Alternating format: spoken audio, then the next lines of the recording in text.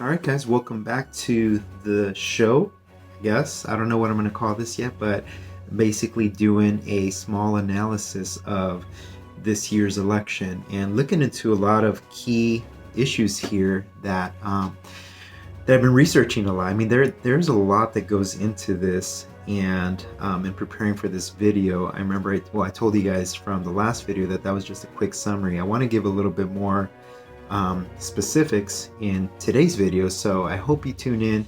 If you're watching this on YouTube, please subscribe and tune in for more analysis of future political things. I love politics, guys. I really do, and I wish there was a forum that we could discuss politics civilly, respectfully, and be okay with disagreements. But ultimately, I think what we do want is do what's best for our country. And what's best for our country right now, in my opinion, is to vote for President Trump because he has done a lot of good in these last 3 years.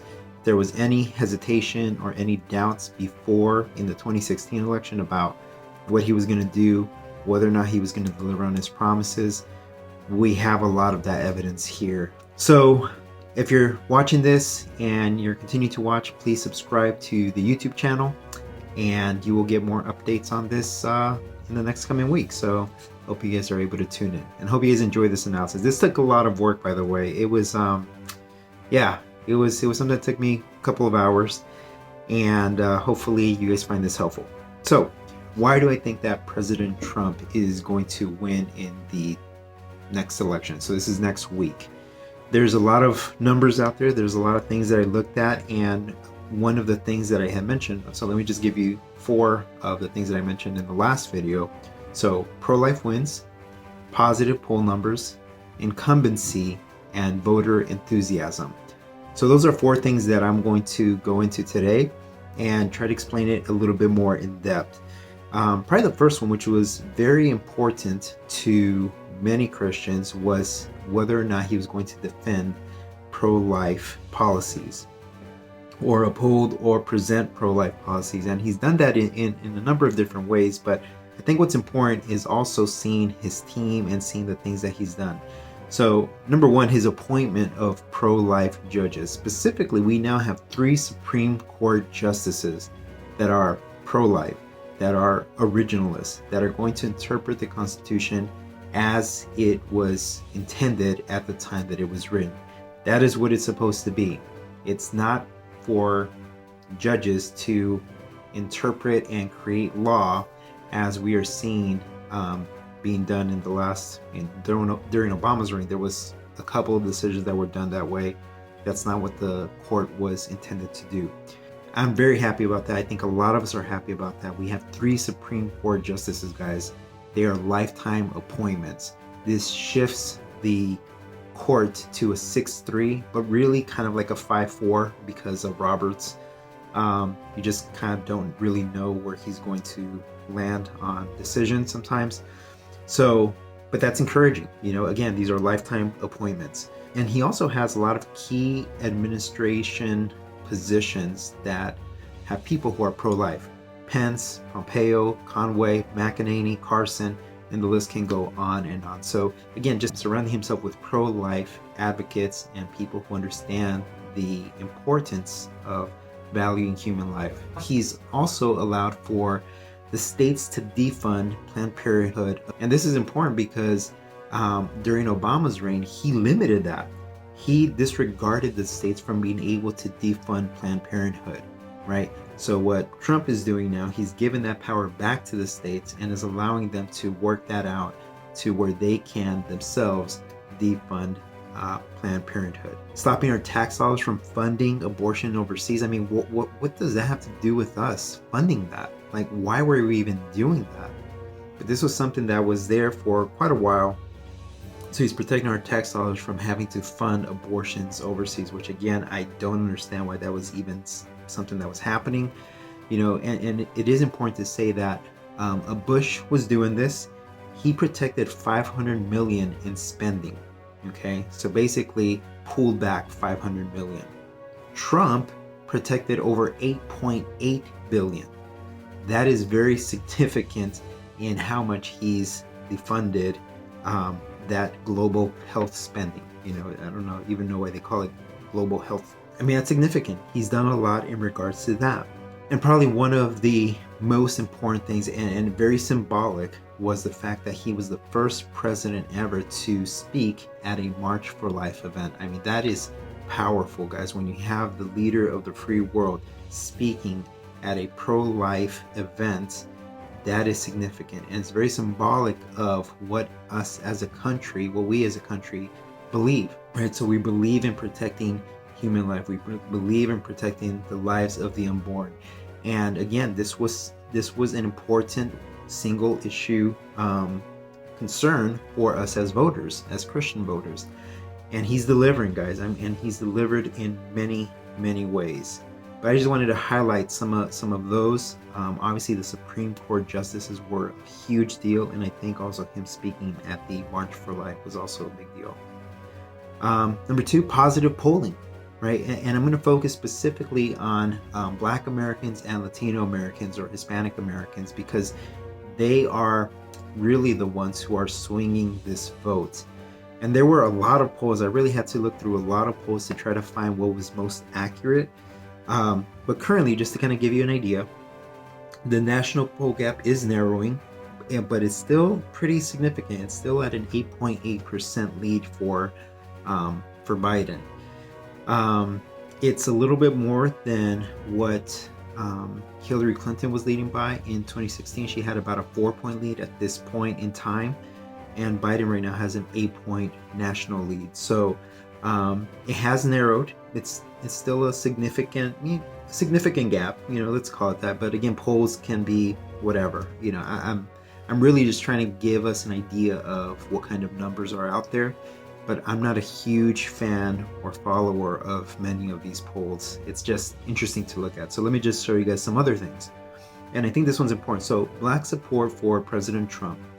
In 2016, he was able to gain 8% of the Black vote.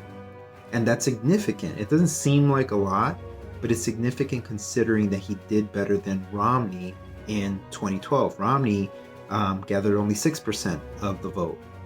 So he was able to get a little bit more, which is important to understand. And now we're seeing an increase more in Black voters for Trump. And there are a lot of people to credit for this. There is Officer Tatum, Charlie Kirk, Candace Owens, Terrence Williams, who's one of the comedians, and he speaks a lot about this. So Alveda King, Dr. Martin Luther King's niece. So there are a lot of people who have really pushed for Black voters to vote for Trump. And now you have even rappers, right? I mean, lately, this past week, we've had a couple of rappers support President Trump as well. But there's a reason for that, right? They're looking at the lowest unemployment rate for Black Americans. They have President Trump work with prison reform. He's funded Black colleges, right, and has provided opportunity zones. All good things, all things that Black Americans are looking at. They're saying, he's doing something for us, right? This wasn't done under the Obama administration, and he promised to do a lot of things for them, and he didn't deliver. Here's President Trump delivering on a couple of things, and a lot of more celebrity Black artists or rappers in this case, they're reaching out to Trump to kind of contribute to, well, what else can we do, right? What else can we do to help the Black community? Okay, so I think those numbers are important. Those accomplishments are important. They're working on something called the Platinum Plan right now. So we'll see what that all looks like after the election. So just to give you some numbers, okay, so some polls show 34 to 34.5% Black support for President Trump. And those numbers seem unrealistic, right? And that was from the Emerson and Rasmussen polls. But let me give you some other numbers. On September 1st, there was 19% Black support for President Trump. That was from a Rasmussen poll. But on October 9th, Pew Research did a poll, and they had it at 8%.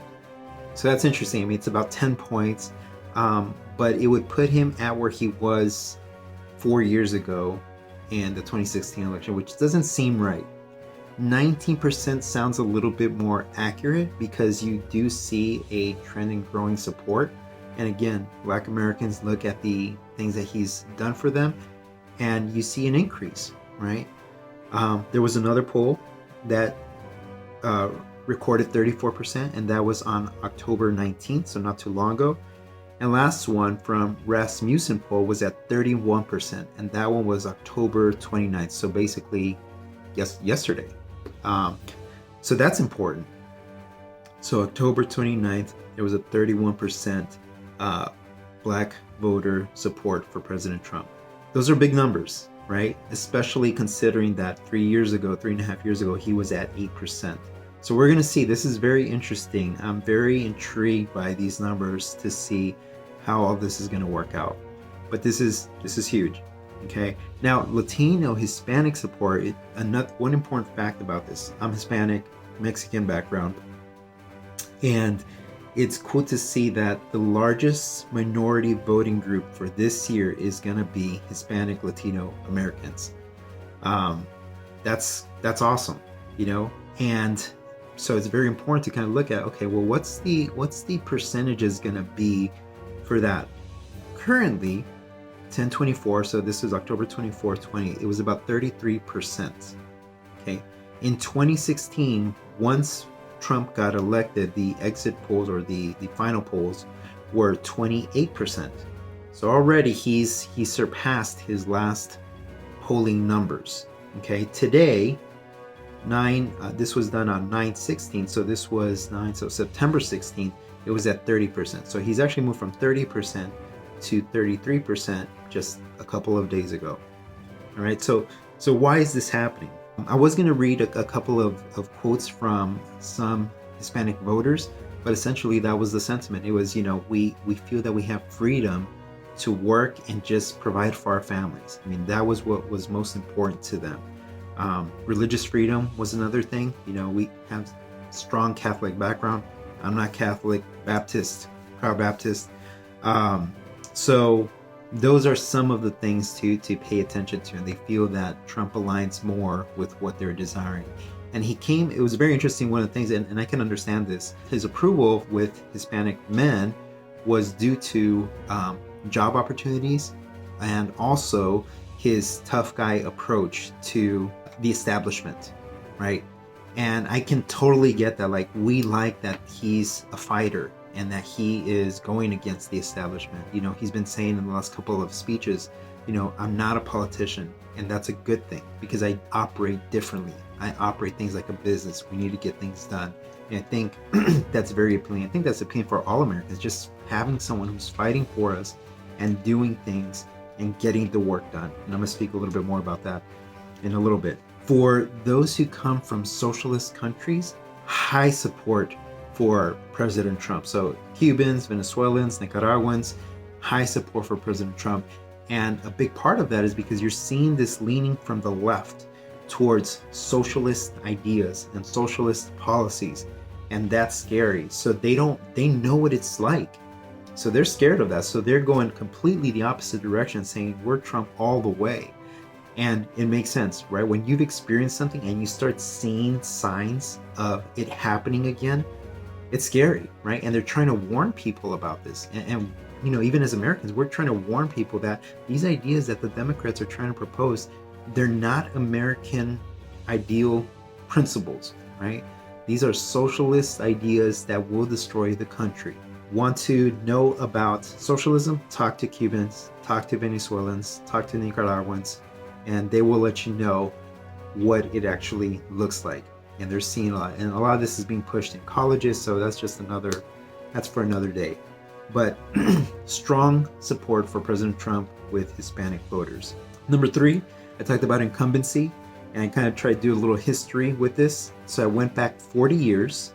So from 1980 to today, there's only been one president who has only served one term, Herbert Walker Bush. So Bush 1 only served 4 years from 1988 to 1992. Everyone else has served 2 terms. Typically, the incumbent stays for a second term.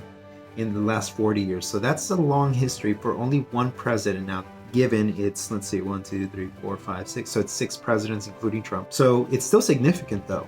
And I think that the same thing is going to happen. It's very difficult to change after you've seen so much success from one president, right? So I think it's going to continue going. And again, depending on what you define success as, you might disagree with what I'm saying, but I think people are looking at the country and they're saying, we've seen progress, we've seen success in the economy, and that was a big thing that he promised. Obviously, the pro-life movement, religious liberty, just fighting the establishment.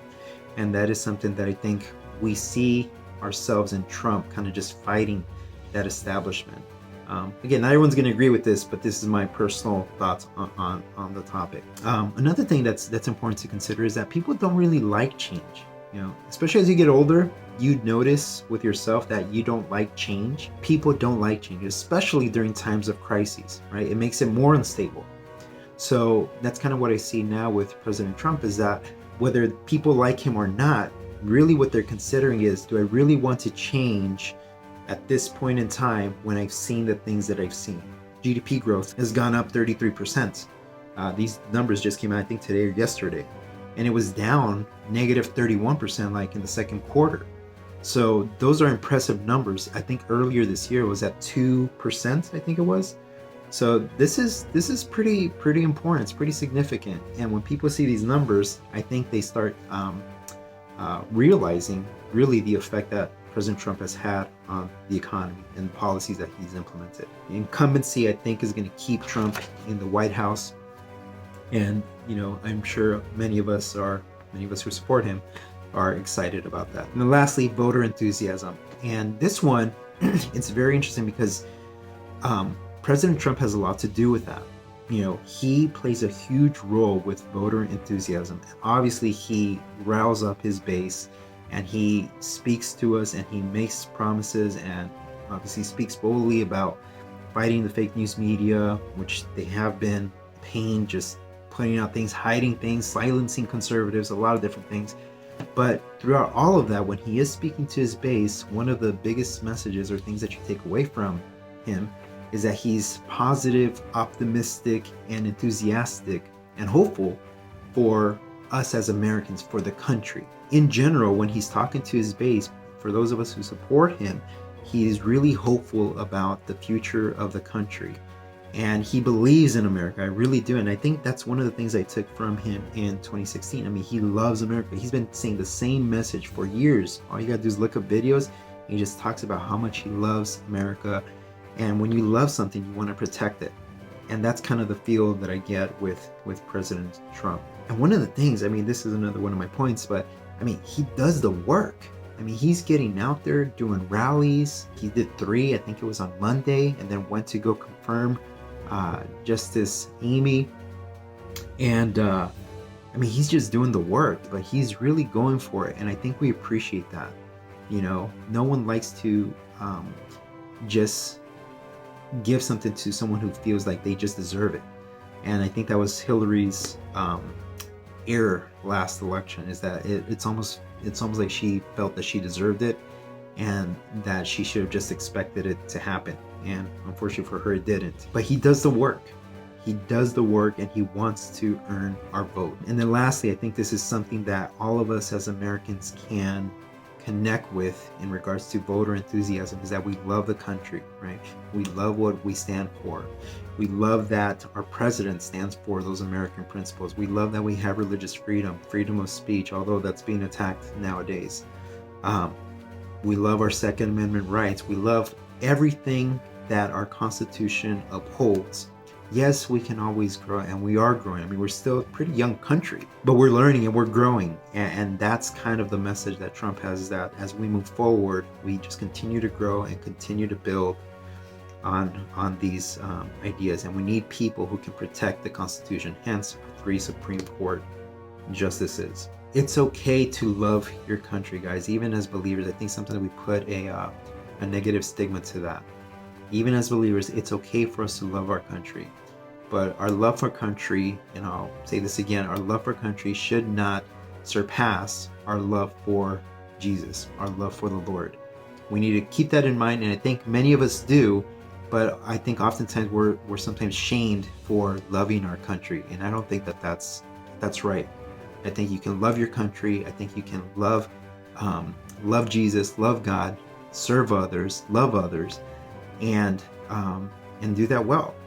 So if you are a believer and you're watching this video, be proud of your country, but even more so, make sure that in all your interactions that you're representing Christ well. I really want to make an emphasis on making sure that we represent Christ well, even when we get heated over our political beliefs or our beliefs about our country. Hope you guys enjoyed this video, guys. Hope you guys were able to take something from it. Again, if you haven't subscribed to the channel, please subscribe for YouTube, and you'll get more updates of these later down the line. Thanks, guys. Have a good one.